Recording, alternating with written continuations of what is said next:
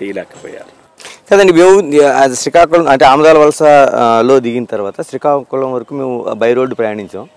ఆ రోడ్లు చూస్తుంటే అంతకంటే ప్రమాదకరమైన రోడ్లు ఇంకోటి కనిపించట్లేదు. అంటే నేను అంటుంది ప్రధానంగా అధికార పార్టీ రోడ్లు వేయాలి, మరి దాన్ని ప్రశ్నించాల్సిన ప్రధాన ప్రతిపక్షం వైఫల్యం కనిపించడం లేదా? వైఫల్యం ఎందుకుంటుందండి? మేము ప్రశ్నించాం. నేనే ఆ రోజు శాసనసభ్యుడిగా ఉన్నప్పుడు నేను లక్ష్మీదేవి గారు ఆ రోడ్డు నిర్మాణం కోసం సెంట్రల్ రోడ్ ఫండ్ గ్రాంట్ నుంచి 37 కోట్లు మంజూరు చేయించాం. టెండర్లు పూర్తి చేశాం, పనులు ప్రారంభించాం. ఎన్నికలు కోడ్న నిబంధనలను అడ్డం చెప్పి పనులు నిలుపుదల చేశారు. తర్వాత వచ్చిన ప్రభుత్వం 20% పూర్తి చేయలేదని చెప్పి రద్దు చేశారు. కానీ ఆ రోడ్డుకి ఇవతల పక్క ఒక రెవెన్యూ మంత్రి ఉన్నాడు, అవతల పక్క ఒక స్పీకర్ ఉన్నాడు.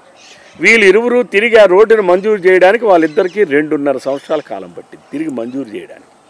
మంజూరు చేసిన పనిని ఎగ్జిక్యూట్ చేయడానికి ఈరోజు కూడా లేదు. ధర్మాన ప్రసాద్ గారు ఆ మధ్యనే మాట్లాడారు, మీకు పథకాలు ఇస్తున్నాం కదా మీరు రోడ్లు అడుగుతారు ఏంటని ప్రశ్నించింది ధర్మాన ప్రసాద్ గారే.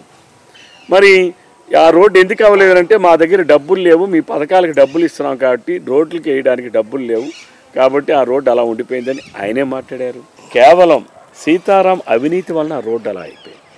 ఆ కాంట్రాక్టర్లని భయపెట్టి ప్రలోభపెట్టి ఆ కాంట్రాక్టర్ దగ్గర నుంచి 2 కోట్ల రూపాయల కమిషన్లు దండుకున్నాడు. ఆయన కొడుకు పెళ్ళికి కూడా ఆ కాంట్రాక్టర్ దగ్గర దండుకున్నాడు. కానీ ఆ కాంట్రాక్టర్కి బిల్స్ రాలి.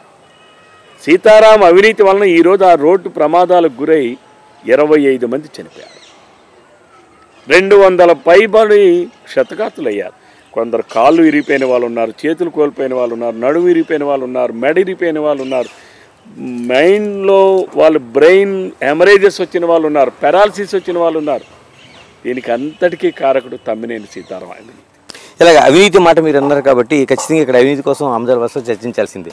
ఇప్పుడు 2014 నుంచి కూడా ఆ ఇసుకు సంబంధించిన అవినీతి పైన ఆరోపణలు వస్తున్నాయి. ఇప్పుడు 2019లో కూడా కొనసాగుతున్నాయి. అంటే ఎవరు అధికారంలో ఎవరు